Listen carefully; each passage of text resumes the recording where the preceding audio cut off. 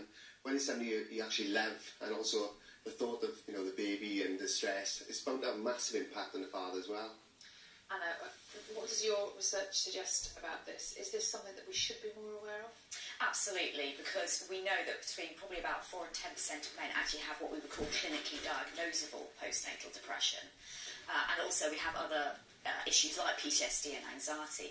And obviously that's awful for the father himself, but also has a huge effect on the family and on that child, on the child's development, because that's the environment in which the child's growing up. So actually as a society, we need to focus on this and support fathers and deal with this issue. Is this also slightly caused by the fact that dads have a different role now, and it's quite, you know, the way that you are expected to parent that child is different to it was a generation ago. Perhaps you are going back to work sooner than the mother is, or the mother's not going back to work perhaps, but you're also expected to get up in the night and not sleeping so well, and that has a cumulative effect.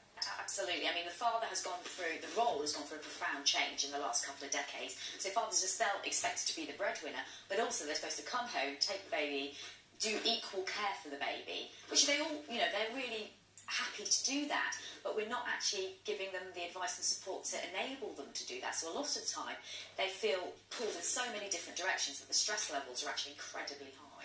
Mark, for you, it was the PTSD, the witnessing the stress of the operating theatre, but then there was a kind of postnatal depression which followed it for you too, wasn't it? So you were dealing with the double whammy. Double whammy, yeah. My wife actually had severe postnatal depression, so I actually had to give up work for 6 months. Obviously I was self-employed, there was no money coming in. Looking after somebody you love, you know, obviously the baby, the stigma of mental health, and also the isolation. Also, what did that, you know, at a happy time.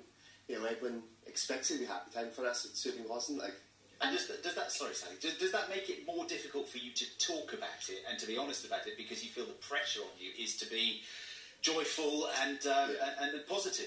And the other thing was, I didn't say nothing to my wife because I didn't want her to be any ill. You know, I didn't want her to blame her for me starting to get depression as well. So. And how much help did you have at that time, in that moment?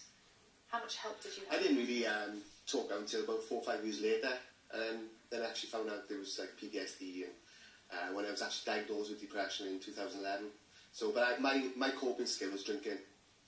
Really? So then you added to that layer as well? Yeah, and a lot of fathers do tend to drink more then. Anna, what's the advice if there are dads watching this morning on Father's Day who feel they might be vulnerable or are suffering in silence at the moment? What should they do? They need to go and they need to talk to someone. I know it's hard to talk to the mother because they feel like she's got enough on her plate, and also I know it's hard maybe to talk to work colleagues, but if they can go and talk to their GP, if they can, there's quite a lot of good online forums actually for dads now. Start talking to people about it and get some help and get some time out for yourself and recognise that, you know, it is a problem that we're starting to recognise. Okay, and things at home good now? Great. Yeah, excellent. Yeah, thank you. Happy Father's Day. Yeah. Thanks for coming in. Thank Cheers. you. Bye-bye.